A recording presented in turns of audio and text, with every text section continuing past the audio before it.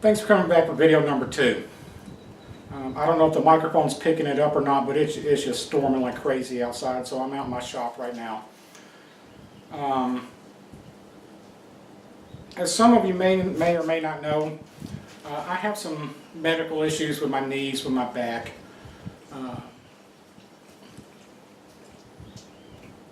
Most of this is due to being a disabled vet. So much just due to me being out of shape now. So, contrary to what you see on a lot of my videos where I'm walking and walking and walking, if it's over 5 miles, I don't like to walk it. My preferred method of transportation, if it's 5 miles or longer, is by my mountain bike. I've tried many things over the years to figure out how to carry equipment on my bike. And I've even looked at getting the expensive panniers and bags and all that stuff, and for the cost. Now, I'm not an expert on them, but for the cost of them, they're super cheap and flimsy. There's a high-end bike shop right down the road from me. As a matter of fact, I just came back from there bringing this back, having something added to it. They have all different brands in there, but you're starting at you know, say $65 and up per bag. And those things are flimsy. They're probably great if you're just going to stuff clothing into it or something like that, or whatever people use them for. When it comes to the use like I do, going through the brush, thorns and thickets and sticks sticking out, they just don't last me. They get ripped up, and sometimes I overload them. They get ripped up. You have to spend a lot extra if you want to get good waterproof ones.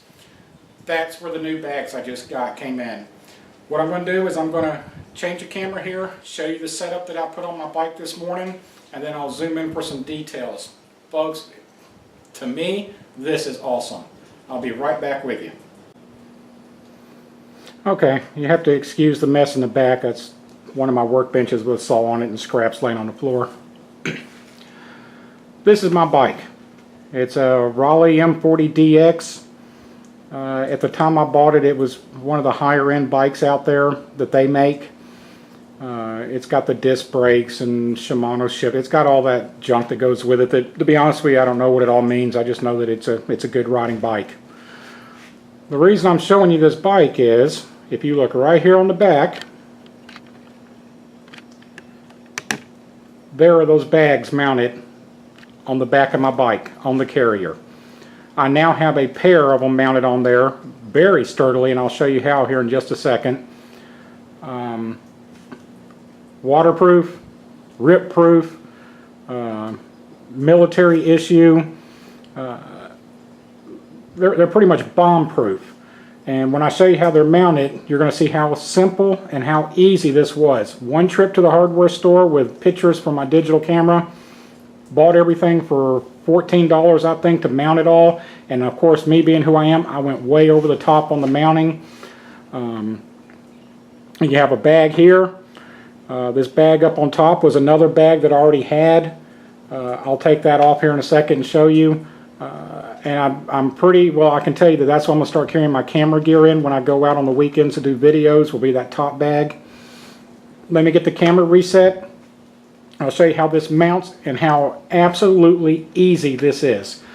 For $3 and some odd cents per bag, and then another 10, 12, you could probably actually get the hardware for $5 or $10. I spent like 15.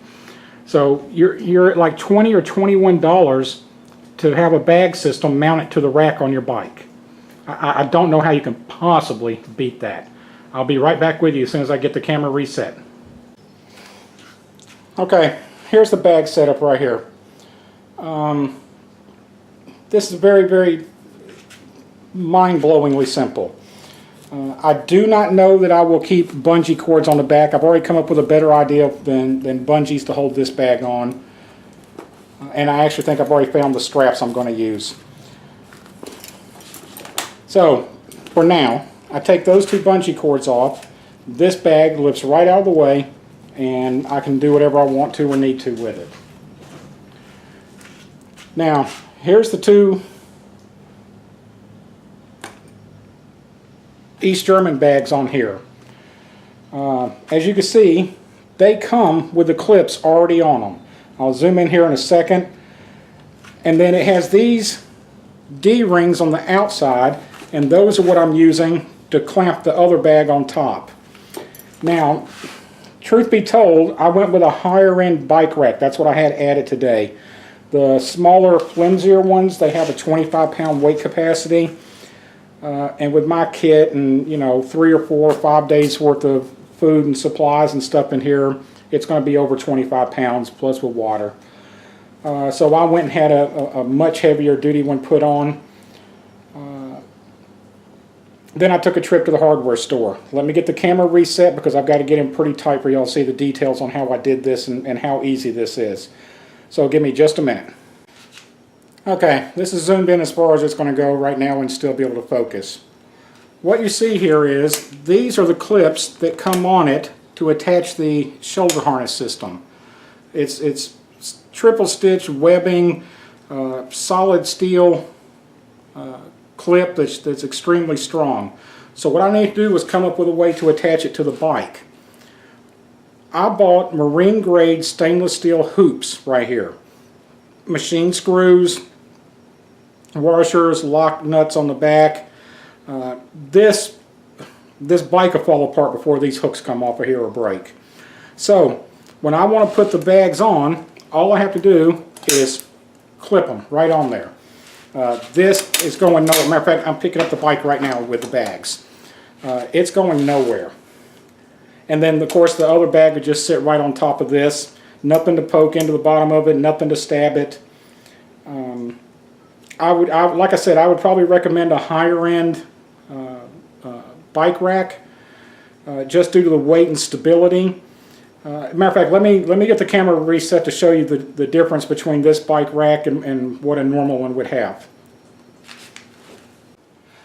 Okay, here's the view of the bag again on the side. If I take and undo these 2 clips, bag comes off. With the heavier duty bike rack here, you can see that it has 3 bars instead of the usual 1 that most of them come with. Because I have disc brakes, I had to get a different type of rack that extends out farther and comes out around all my cables and gears.